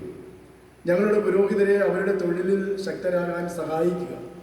അങ്ങയുടെ ജനങ്ങളോടുള്ള സ്നേഹത്താൽ അവരുടെ ആത്മാക്കൾക്ക് തീ കൊളുത്തുക. യേശുവിൻ്റെ പാത പിന്തുടരാനുള്ള ജ്ഞാനം, വിവേകവും ശക്തിയും എന്നിവ നൽകുക. അങ്ങയുടെ രാജ്യത്തിൻ്റെ ദർശനത്താൽ അവരെ പ്രചോദിപ്പിക്കുക. സുവിശേഷം പ്രചരിപ്പിക്കുവാൻ ആവശ്യമായ വാക്കുകൾ അവർക്ക് നൽകുക. അവരുടെ ശുശ്രൂഷയിൽ സന്തോഷം അനുഭവിക്കാൻ അവരെ അനുവദിക്കുക. അങ്ങയുടെ ദിവ്യകൃപയുടെ ഉപകരണങ്ങളാകാൻ അവരെ സഹായിക്കുക. നമ്മുടെ പുരോഹിതന്മാർക്കായി ജീവിക്കുകയും വാഴുകയും ചെയ്യുന്ന യേശുക്രിസ്തുവിലൂടെ ഞങ്ങൾ ഇത് ചോദിക്കുന്നു, ആമേൻ എന്ന ഒരു പ്രാർത്ഥന. വളരെ മനോഹരമായുള്ള വാക്കുകൾ ഉപയോഗിച്ചുള്ള പ്രാർത്ഥനയാണ്. പലപ്പോഴും നാം നമ്മുടെ ശുശ്രൂഷകരെ ഓർത്ത് നാം ദൈവസന്നിധിയിൽ പ്രാർത്ഥിക്കണം. അവർക്ക് കൃപ നൽകുന്നതും ഇടയപരിപാലനത്തിനുള്ള അനുഗ്രഹങ്ങൾ നൽകുന്നതും ദൈവമാണ് അവരെ വിളിച്ചത്. തൻ്റെ ജനത്തിൻ്റെ ആവശ്യങ്ങൾക്ക് വേണ്ടി വിളിച്ചതാണ്. അതുകൊണ്ട് നമ്മുടെ മധ്യത്തിൽ ശുശ്രൂഷ ചെയ്യുന്ന ആളുകളെ ഓർത്ത് നാം ദൈവത്തോട് പ്രാർത്ഥിക്കണം എന്ന് ഓർക്കുകയാണ്. അവർ 2-3 കൂട്ടം കാര്യങ്ങൾ പെട്ടെന്ന് നാം ചിന്തിച്ചു. ഒന്ന്, ജനത്തിൻ്റെ കാവൽക്കാരാണ് അവർ ആരാധനയിൽ നമ്മെ നയിക്കുന്നവരാണ്. 99-ാം സങ്കീർത്തനത്തിൽ അത് നാം വായിക്കുന്നുണ്ട്. മറ്റൊന്ന്, രൂപാന്തരപ്പെട്ട കുടുംബത്തിൻ്റെ, നല്ല സാക്ഷ്യമുള്ള കുടുംബത്തിൻ്റെ, ഒരു പട്ടക്കാരൻ്റെ അല്ലെങ്കിൽ ഒരു കുടുംബം എന്ന് പറയുന്ന ഒരു സാക്ഷ്യമായിരിക്കും. അതൊക്കെ വലിയ പ്രയാസങ്ങൾ ഉണ്ടാക്കുന്ന അനുഭവങ്ങളൊക്കെ പലയിടത്തും ഉണ്ടാകാറുണ്ട്. പലരും അത് ചോദിക്കും, എങ്ങനെയാണ് പട്ടക്കാരൻ്റെ കുടുംബം ശരിയല്ലെങ്കിൽ മറ്റ് ജനങ്ങളെ എങ്ങനെയാണ് ഇവർക്ക് ഉപദേശിക്കുവാനായിട്ട് സാധിക്കുക എന്നൊക്കെ ചോദിക്കും. അതുകൊണ്ട് എപ്പോഴും ഒരു മാതൃകയുള്ള കുടുംബം, അതുകൊണ്ട് ആ കുടുംബത്തെയും പ്രാർത്ഥനയിൽ ഓർക്കാൻ. പലപ്പോഴും ഞങ്ങളുടെ ഒരു സന്തോഷം എന്ന് പറയുന്ന ദൈവമക്കൾ പ്രാർത്ഥിക്കുമ്പോൾ പട്ടക്കാരനെയും കുടുംബത്തെയും ദൈവദാസനെയും കുടുംബത്തെയും കുഞ്ഞുങ്ങളെയും അനുഗ്രഹിക്കണം. ആ പ്രാർത്ഥനയൊക്കെ നമുക്ക് ജീവിതത്തിൽ അനുഗ്രഹമായി ശുശ്രൂഷയുടെ ബലമായി തീരുവാൻ ഞാൻ പലപ്പോഴും പറയും. അച്ഛാ ഞങ്ങൾ പ്രാർത്ഥിക്കുന്നുണ്ട്, അച്ഛനെ ഓർത്ത് പറയുമ്പോൾ ഞാൻ പറയും വളരെ സന്തോഷം, അതാണ് ഞങ്ങളുടെ ബലം, ഞങ്ങളുടെ ധൈര്യം അതാണ്, ഞങ്ങളുടെ മുന്നോട്ടുള്ള പോക്കിൻ്റെ പ്രയാണത്തിനുള്ള ശക്തി അതാണ്, നിങ്ങളുടെ പ്രാർത്ഥനയാണ്, നിങ്ങളുടെ കരുതലാണ്, നിങ്ങളുടെ സ്നേഹമാണ്. അതുകൊണ്ട് അതല്ലാതെ ഒരു ഒറ്റയാൾ പട്ടാളമല്ല ശുശ്രൂഷ എന്ന് പറയും. അതുകൊണ്ട് നമ്മുടെ മധ്യത്തിൽ ദൈവം അയക്കുന്ന ശുശ്രൂഷകരെ ഓർത്ത് പ്രാർത്ഥിക്കാനും അവരുടെ ശുശ്രൂഷയിൽ അവരെ സഹായിക്കാനും ഉള്ള ഉത്തരവാദിത്വം തീർച്ചയായിട്ടും നമുക്കുണ്ട്. ഏറ്റവും ഒടുവിലായി യേശുവിനെ സ്നേഹിക്കുക, കർത്താവിനെ ഏറ്റവും ഇവരിലധികമായി സ്നേഹിക്കുക. അങ്ങനെ സ്നേഹിക്കുമ്പോൾ കർത്താവിന് വേണ്ടി നിലനിൽക്കാനായിട്ട് നമുക്ക് സാധിക്കും, നമ്മുടെ ശുശ്രൂഷകർക്ക് സാധിക്കും. അതുകൊണ്ട് എല്ലാ ശുശ്രൂഷകരെയും ദൈവം അനുഗ്രഹിക്കട്ടെ, ദൈവത്തിൻ്റെ കൃപയാൽ നിറയ്ക്കട്ടെ, തൻ്റെ ശുശ്രൂഷയ്ക്കായി ഒരുക്കട്ടെ എന്ന് നമുക്ക് പ്രാർത്ഥിക്കാം. നാം പാടിയല്ലോ മനോഹരമായ പാട്ട്, വേലയ്ക്ക് വേലയ്ക്ക് ദൈവദാസന്മാർ നാം. അതുകൊണ്ട് കർത്തൻ കാണിച്ച പാതയെ പിൻപോകുക. യേശു കർത്താവ് നമുക്കൊരു പാത കാണിച്ചു, ആ പാതയെ പിൻപറ്റുന്നവരാണ്. അതിനായി ദൈവത്തിൻ്റെ കൃപ, ദൈവത്തിൻ്റെ അനുഗ്രഹം, ദൈവത്തിൻ്റെ പരിശുദ്ധാത്മാവ് നമ്മെ എല്ലാവരെയും നമ്മുടെ ശുശ്രൂഷകരെയും അവിടെ സഹായിക്കുമാറാകട്ടെ. നമുക്ക് ദൈവസന്നിധിയിൽ നമുക്ക് നമ്മുടെ വിശ്വാസം അർപ്പിച്ച് നമുക്ക് പ്രാർത്ഥിക്കാം. അപ്പോസ്തല വിശ്വാസ പ്രമാണം. സർവശക്തിയുള്ള പിതാവായി ആകാശത്തെയും ഭൂമിയെയും സൃഷ്ടിച്ചവനായ ദൈവത്തിൽ ഞാൻ വിശ്വസിക്കുന്നു. അവൻ്റെ ഏകപുത്രനായ കർത്താവായ യേശു മിശിഹായിൽ ഞാൻ വിശ്വസിക്കുന്നു. അവൻ പരിശുദ്ധാത്മാവിനായ കന്യകയിൽ ഉൽപ്പാദിക്കപ്പെട്ട് ജനിച്ച് പന്തിയോസ് പിലാത്തോസിനെ കഷ്ടപ്പെട്ട് ക്രൂശിക്കപ്പെട്ടു, മരിച്ചു, അടക്കപ്പെട്ടു. അവൻ പാതാളത്തിലേക്ക് ഇറങ്ങി, മൂന്നാം ദിവസം മരിച്ചവരിൽ നിന്ന് ഉയർത്തെഴുന്നേറ്റു. അവൻ സ്വർഗ്ഗത്തിലേക്ക് കയറി സർവശക്തിയുള്ള പിതാവായ ദൈവത്തിൻ്റെ വലത്ത് ഭാഗത്തിരിക്കുന്നു. അവിടെ ഞാൻ ഞങ്ങളുള്ളവരെയും മരിച്ചവരെയും ന്യായീകരിപ്പാൻ പരിശുദ്ധാത്മാവിൽ ഞാൻ വിശ്വസിക്കുന്നു. വിശുദ്ധ കാതോലിക്ക സഭയിലും വിശുദ്ധന്മാരുടെ സംസർഗത്തിലും പാപമോചനത്തിലും ശരീരത്തിൻ്റെ പുനരുദ്ധാനത്തിലും നിത്യമായ ജീവനിലും ഞാൻ വിശ്വസിക്കുന്നു. ആമേൻ. നമുക്ക് ഇരിക്കാം. മധ്യസ്ഥ പ്രാർത്ഥനയ്ക്കായിട്ട് അല്പസമയം ദൈവസന്നിധിയിൽ നമുക്ക് ഒരുങ്ങാം. നമ്മുടെ പൊതുവായ ആവശ്യങ്ങളെ, വിഷയങ്ങളെ ദൈവസന്നിധിയിൽ സമർപ്പിച്ചുകൊണ്ട് നമുക്ക് പ്രാർത്ഥിക്കാം. പ്രത്യേകിച്ചും കർത്താവിൻ്റെ ശുശ്രൂഷയിലായിരിക്കുന്ന എല്ലാ സഭാ ശുശ്രൂഷകരെയും നമുക്ക് പ്രാർത്ഥനയിൽ ഓർക്കാം. പ്രത്യേകിച്ച് പട്ടത്ത ശുശ്രൂഷ ചെയ്യുന്ന അഭിഷിക്തരായിട്ടുള്ള പ്രിയപ്പെട്ടവരെ ഓർത്ത് നമുക്ക് പ്രാർത്ഥിക്കാം. അവരുടെ ശുശ്രൂഷ ദേശത്തിനും സഭയ്ക്കും ജനങ്ങൾക്കും അനുഗ്രഹമായി വിടുതലായി തീരുവാൻ ഈ നാളുകളിൽ നിന്റെ മക്കളെ അവിടുന്ന് അനുഗ്രഹിക്കുകയും സഹായിക്കുകയും ചെയ്യണമേ എന്ന് നമുക്ക് ദൈവത്തോട് പ്രാർത്ഥിക്കാം. അവർ ദേശത്തിൻ്റെ കാവൽക്കാരാണ്, ജനത്തിൻ്റെ കാവൽക്കാരാണ്. ജനത്തെ ദൈവത്തിൻ്റെ പദ്യവചനം നൽകി നടത്തുന്നവരാണ്, നടത്തേണ്ടവരാണ്. അതുപോലെ കുടുംബജീവിതത്തിലും വ്യക്തിജീവിതത്തിലും മാതൃക കാണിച്ച് നൽകേണ്ടവരാണ് ഈ നാളുകളിൽ. അപ്രകാരം നമ്മുടെ ശുശ്രൂഷയിലെല്ലാം ദൈവമായ കർത്താവ് അനുഗ്രഹിക്കേണ്ടതിനായി നമുക്ക് പ്രാർത്ഥിക്കാം. അതുപോലെ അവരുടെ ശുശ്രൂഷ ജനത്തിന് അനുഗ്രഹവും അവർക്ക് വിടുതലുമായി തീരുവാൻ നമുക്ക് ദൈവത്തോട് പ്രാർത്ഥിക്കാം.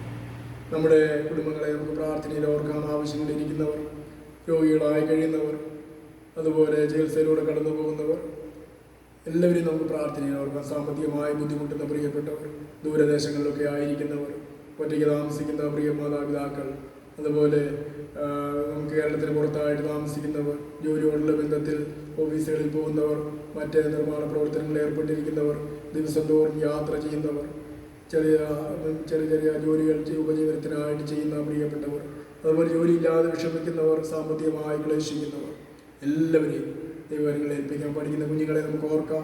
പ്രത്യേകിച്ച് സൺഡേ സ്കൂൾ മക്കളെ ഓർക്കാം. ഓൺലൈൻ സൺഡേ സ്കൂളൊക്കെ നാം ആരംഭിച്ചിരിക്കുന്നു. അതുപോലെ സ്കൂളുകളിൽ പഠിക്കുന്ന മക്കളെ ഓർത്ത് പ്രാർത്ഥിക്കാം. ഉപരിപഠനത്തിൽ ഏർപ്പെട്ടിരിക്കുന്നവർ, ജോലിക്ക് വേണ്ടിയും കുടുംബജീവിതത്തിന് വേണ്ടിയും ആഗ്രഹിക്കുന്നവർ, പ്രതീക്ഷിക്കുന്നവരെല്ലാം പ്രാർത്ഥനയിൽ നമുക്ക് ഓർക്കാം. ഓരോ മക്കളെയും കർത്താവേ അനുഗ്രഹിച്ച് ആശീർവദിക്കണമേ എന്ന് പ്രാർത്ഥിക്കാം. നമ്മുടെ ഇടവക കമ്മിറ്റിക്ക് വേണ്ടി പ്രാർത്ഥിക്കാം. കൗൺസിൽ അംഗങ്ങൾക്കായി പ്രാർത്ഥിക്കാം. സംഘടനകൾക്ക് വേണ്ടി, അതിൻ്റെ ഭാരവാഹികൾക്ക് വേണ്ടി പ്രാർത്ഥിക്കാം. ഓരോ മക്കളെയും കർത്താവേ ഈ നാളുകളിൽ ഈ പ്രയാസങ്ങളുടെ മധ്യത്തിൽ, പ്രതികൂലങ്ങളുടെ മധ്യത്തിൽ തളർന്നും ക്ഷീണിച്ചു പോകാതെ ആ ദൈവത്തിൻ്റെ വലിയ കരുണയിലും ദൈവത്തിൻ്റെ വാഗ്ദത്തങ്ങളിലും ആശ്രയിച്ചുകൊണ്ട് സന്തോഷത്തോടും സമാധാനത്തോടും ജീവിക്കുവാൻ അവൻ സഹായിക്കണമേ എന്ന് നമുക്ക് പ്രാർത്ഥിക്കാം. മഹാപരിശുദ്ധനും കരുണയുള്ളവനുമായ കർത്താവേ, അവിടുന്ന് ഞങ്ങളുടെ ആവശ്യങ്ങളൊക്കെയും ചോദിക്കുന്നതിന് മുന്നമേ അറിയുന്ന ദൈവമാണല്ലോ. അവിടുന്ന് ഞങ്ങളുടെ ശ്രേഷ്ഠ ഇടയനാണല്ലോ കർത്താവേ. അവിടുന്ന് ഞങ്ങളുടെ ആത്മാക്കളുടെ ഇടയനാണല്ലോ. ഞങ്ങൾക്ക് കർത്താവ് ഒരു മാതൃക കാണിച്ചു പോയ കർത്താവാകുന്നല്ലോ. അവിടുത്തെ കാൽച്ചുവടുകൾ പിന്തുടരുവാൻ അടികളെ അവിടുന്ന് സഹായിക്കണമേ. ദൈവം എല്ലാവരും ഉപരിയായി കർത്താവിനെ സ്നേഹിപ്പാൻ അവിടുന്ന് സഹായിക്കണമേ. ദൈവമായ കർത്താവെ, അവിടുന്ന് അതേ കർത്താവെ, മറ്റൊന്നും ചോദിക്കുന്നില്ലല്ലോ. ഡിഗ്രി ഉണ്ടോ കർത്താവെ, മറ്റ് സാമർഥ്യമുണ്ടോ, കഴിവുണ്ടോ എന്നല്ലല്ലോ ചോദിക്കുന്നത്. നീ ഇവരിലധികമായി എന്നെ സ്നേഹിക്കുന്നുവോ എന്നാകുന്നല്ലോ ചോദിച്ചത് കർത്താവെ. അതേ കർത്താവെ, എല്ലാവരും ഉപരിയായി നിന്നെ സ്നേഹിപ്പാൻ, നിന്നെ മാനിക്കുവാൻ കർത്താവെ, നിന്റെ കാലടികളെ പിന്തുടരുവാൻ കർത്താവെ, അവിടുന്ന് ഓരോ ദിവസവും ഓരോ നിമിഷവും കർത്താവ് സഹായിക്കണമേ എന്ന് പ്രാർത്ഥിക്കുന്നു. കർത്താവിൻ്റെ വേല ചെയ്യുന്ന എല്ലാ ദാസന്മാരെയും അവിടുന്ന് അനുഗ്രഹിക്കണമേ. പട്ടക്കാരെയും മേൽപ്പട്ടക്കാരെയും കർത്താവിന് ജ്ഞാനത്താൽ നിറയ്ക്കണമേ.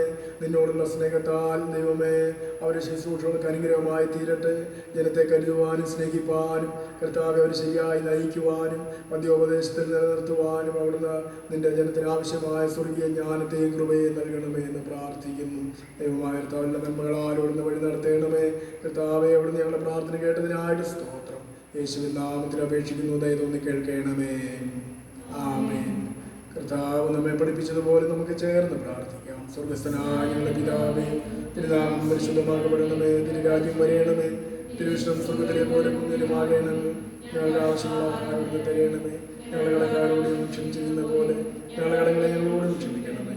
ഞങ്ങളെ പരീക്ഷയിൽ കടത്തരുതേ, ദുഷ്ടൻ ഞങ്ങളെ വിടുവിക്കണമേ. രാജ്യവും ശക്തിയും മഹത്വവും എന്നേക്കും അവിടത്തേക്കുള്ളതാകുന്നു. ആമേൻ. കർത്താവിൽ പ്രിയമുള്ളവരെ, ദൈവത്തിൻ്റെ പരിശുദ്ധ നാമത്തിന് നന്ദിയോടെ സ്തോത്രം ചെയ്യുന്നു. നിങ്ങളെ ഓൺലൈൻ ആരാധനയിലൂടെ ഒരു പരിധിവരെയെങ്കിലും നമ്മുടെ ആരാധനാ ജീവിതം അനുഗ്രഹമായി മുന്നോട്ട് കൊണ്ടുപോകാൻ കഴിയുന്നു എന്ന് പ്രതീക്ഷിക്കുന്നു. നമുക്ക് ദേവാലയത്തിൽ വന്ന് ആരാധനയിൽ സംബന്ധിക്കാനായിട്ട് പലർക്കും കഴിയുന്നില്ലല്ലോ. ചില സഭാമക്കളൊക്കെ എന്നോട് ആവശ്യപ്പെട്ടു, ഓൺലൈൻ ആരാധനയിലും ഒരു പാട്ട് പാടി സ്തോത്ര കാഴ്ചകളുടെ അവസരം ഉണ്ടായെങ്കിൽ ആ സമയത്ത് ഭവനങ്ങളിൽ ഇരുന്ന് സ്തോത്ര കാഴ്ച ആളുകൾക്ക് അർപ്പിക്കാമല്ലോ എന്ന് പറയുകയുണ്ടായി. എന്നാൽ സമയപരിമിതി മൂലം നാം അങ്ങനെ ഒരു പാട്ട് പാടി സ്തോത്ര കാഴ്ച എടുക്കാനുള്ളൊരു ക്രമീകരണം ഇല്ലായെങ്കിലും നിങ്ങൾ ഓരോ ആഴ്ചയിലും ഈ ആരാധന കാണുന്ന സമയത്ത് ഒരു സ്തോത്ര കാഴ്ച ദൈവനാമത്തിൽ നിങ്ങൾ പ്രാർത്ഥിച്ച് വേർതിരിച്ച് വയ്ക്കും എന്ന് പ്രതീക്ഷിക്കുകയാണ്. നമ്മുടെ സഭയുടെ സന്ധിപ്പിനും ദൈവനാമത്തിൻ്റെ മഹത്വത്തിനും നിങ്ങളുടെ അനുഗ്രഹത്തിനെല്ലാം അത് മുഖാന്തരമായി തീരും. അതുപോലെ തന്നെ നോമ്പിന് മുമ്പായിട്ട് ഓരോ ഭവനങ്ങളിൽ ഓരോ ബോക്സുകൾ കൊടുത്തിരുന്നു. ആ ബോക്സുകളും നിങ്ങൾക്ക് നിങ്ങളുടെ സംഭാവനകൾ നൽകി അത് ഏൽപ്പിക്കാവുന്നതാണ്. എന്നെ വിളിച്ചാൽ അത് കളക്ട് ചെയ്യാനുള്ള ക്രമീകരണങ്ങൾ തീർച്ചയായിട്ടും ചെയ്യുന്നതാണ്. നിങ്ങൾ ആ കാര്യം കൂടെ ശ്രദ്ധിക്കണമേ എന്ന് ഏറ്റവും വിനീതമായിട്ട് ഓർപ്പിക്കുകയാണ്. ഇത്രത്തോളം ദൈവം നമ്മെ നടത്തിയല്ലോ, ഇനിയും നടത്തട്ടെ എന്ന് പ്രാർത്ഥിക്കുന്നു. അതുപോലെ പ്രഭാതത്തിൽ ഒരു പ്രാർത്ഥന നാം ക്രമീകരിച്ചിട്ടുണ്ട്. അത് വോയിസ് മെസ്സേജായിട്ട് നിങ്ങൾക്ക് ലഭിക്കുന്നുണ്ട്. അതിലും നിങ്ങൾ പങ്കെടുക്കണമേ എന്ന് പ്രത്യേകമായിട്ട് ഓർപ്പിക്കുന്നു. നിങ്ങൾ ഏറ്റവും സുരക്ഷിതരായിരിക്കുവാൻ വേണ്ടി പ്രാർത്ഥിക്കുന്നു. ദൈവം നമ്മളെല്ലാവരെയും സഹായിക്കട്ടെ. ആരാധനയൊടുവിലായി നമുക്ക് 240 വിശ്വാസത്തോടെ കർത്താവിൻ്റെ ആശീർവാദം സ്വീകരിക്കാം. നമ്മുടെ കർത്താവായ യേശുമശിഹായുടെ കൃപയും പിതാവായ ദൈവത്തിൻ്റെ സ്നേഹവും നമ്മെ ആശ്വസിപ്പിച്ച വഴി നടത്തുന്ന നമ്മുടെ ശ്രേഷ്ഠ ഇടയനായിട്ടുള്ള പരിശുദ്ധാത്മാവിന് നിരന്തരമായ സംസർഗവും സഹവാസവും കാവലും നമ്മോടും ഓർത്ത് പ്രാർത്ഥിച്ച എല്ലാ കാര്യങ്ങളോടും ഇപ്പോഴും എല്ലായ്പ്പോഴും ഇരിക്കുമാറാകട്ടെ.